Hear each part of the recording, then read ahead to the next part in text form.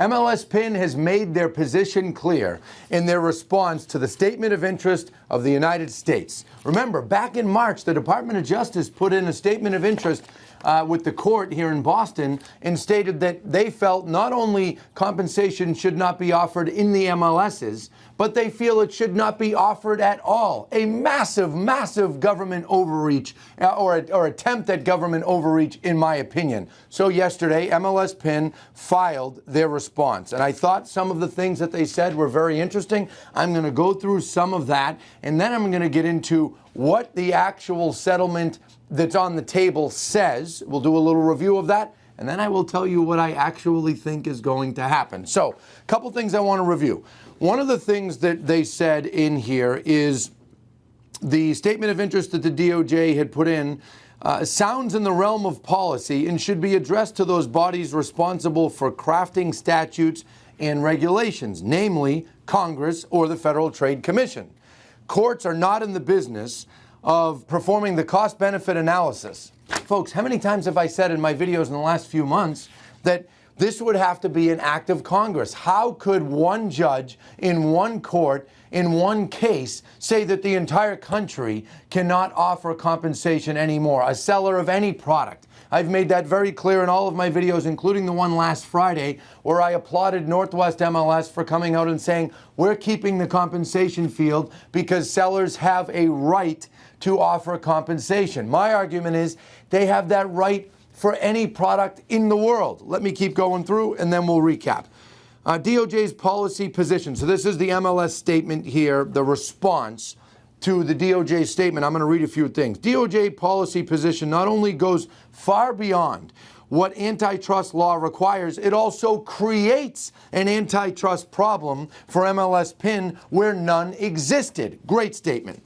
MLS Pin cannot enter into an agreement to ban the publication of free market compensation offers without offending the very antitrust principles DOJ claims to be protecting. To impose such a ban through a federal injunction would also suppress speech that is protected under the First Amendment. Very interesting argument they took here with the First Amendment. I discussed it at length yesterday with our in-house counsel, Michael McDonough, and my senior advisor, Jerry Bourgeois, and we thought that it was a very well-crafted argument. It's 40 pages, folks, 38 pages. I'm giving you a couple snippets that I want to mention, and then I'll get into what I think is going to happen. I also love how they pointed out on page 16, Massachusetts law, the practice of home sellers offering compensation to buyers' brokers has been approved not only by a number of federal courts, but also under Massachusetts common law for over a century. For those of you that watched the debate that I had with Michael Ketchmark, I mentioned in that debate that under Missouri law, offering cooperating brokerage compensation, brokerages accepting cooperating brokerage compensation is allowed. And they still managed to fool a jury. Next. Prior DOJ positions. I loved how they pointed this out. Attorney McDonough did as well in his article that he put out 2 weeks ago. DOJ arguments against free market compensation all offers are also a stark reversal from its own previous policy and legal positions. For example, DOJ previously acknowledged the tremendous benefits of sellers offering commissions upfront in the MLS platform. This system achieves both transparency and efficiency. And they went on to cite part of the statement from the DOJ, different than what Mike cited, but a similar argument. This was in April 07. Same exact document Mike referenced. And maybe I'll read some of it. Brokers using MLS reduce the cost of matching buyers and sellers and can market their service to a large set of potential buyers. Further, by stating upfront the compensation being offered to cooperating broker, the MLS can reduce the costs associated with listing brokers having to negotiate separately with each potential cooperating broker. As a result, the use of an MLS can substantially reduce transaction costs. Folks, this is all in 07. They are now eating their words because they have some vendetta against the real estate industry, them and Ketchmark and all their cronies. Now, another statement I want to mention, and I promise I'll get out of the legal weeds within a couple of minutes. I love this. This is in the footnote on page 19.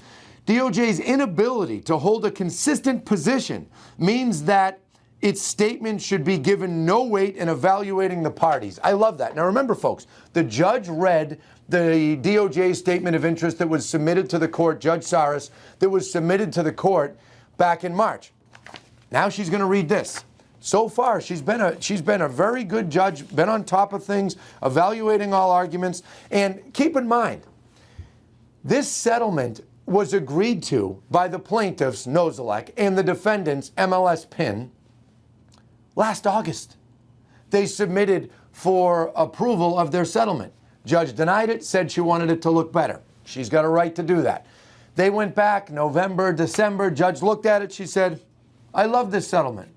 And then all of a sudden, the Grim Reaper, the Department of Justice, came in and said, we've got a problem with the settlement. We're against it. And if you remember, the judge at that time said, okay, you have until, I want to say it was February or March, I don't remember the date off the top of my head at the moment, to submit your statement of interest. They submitted it. Judge looked at it. Judge said, okay, MLS Pin, you have until June, I believe it's next week, to submit your response. That's what they did here, and that's what I'm reading to you. So what does this mean to my realtor friends that are watching and wondering?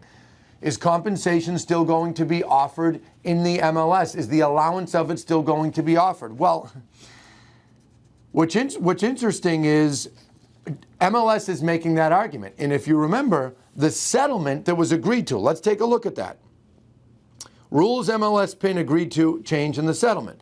They had agreed that they would allow no compensation to be offered. That's something that the Northwest MLS did 5 years ago. I think they were ahead of their time. I gave them credit in my video last week. I give them credit now. There should be no forcing of compensation offers. And big deal that it was $1. I always mention Miami MLS was 1 penny.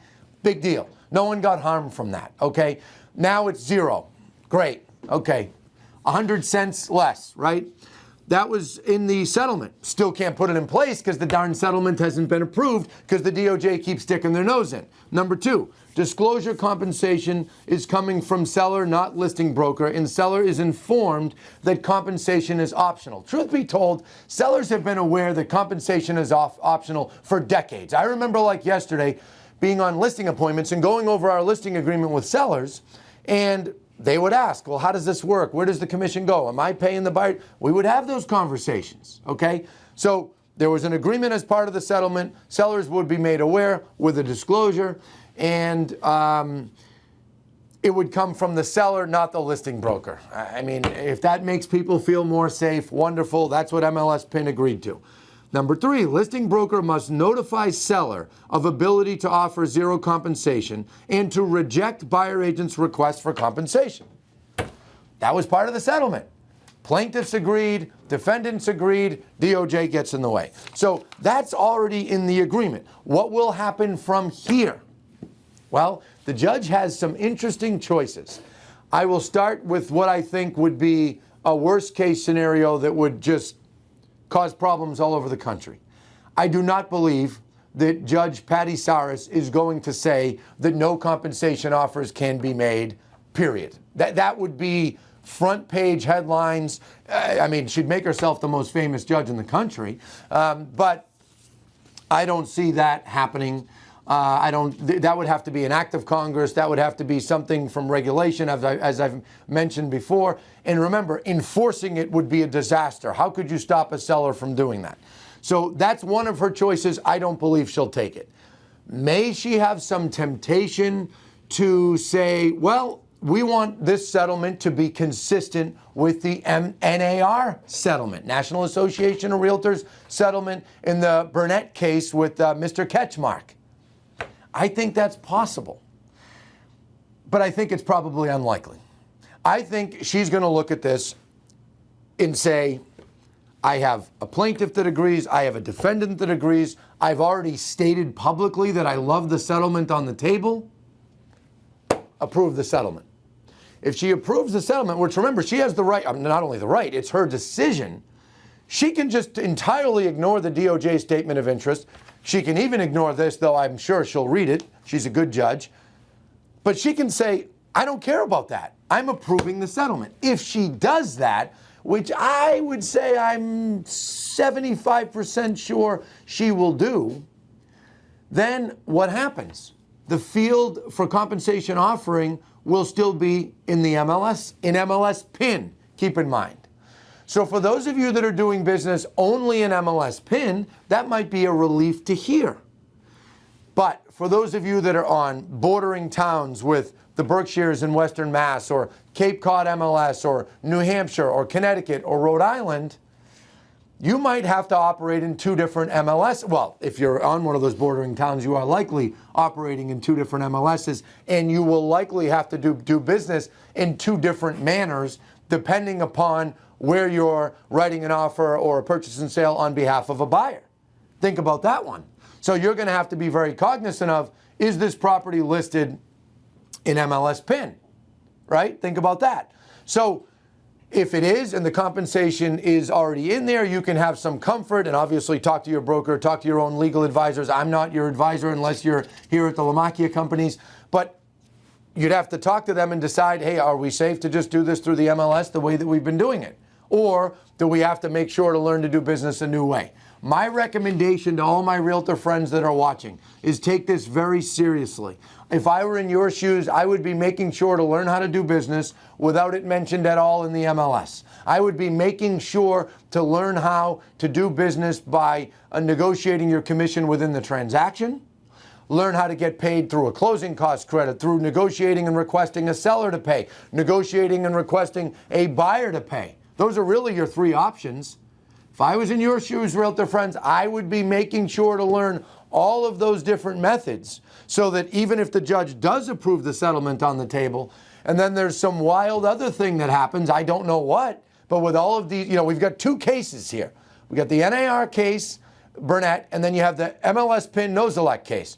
DOJ decided to stick their nose in the Nosalek case, MLS Pin case on purpose, because they said that one is specific to MLS, and that's where they wanted to make their voice heard.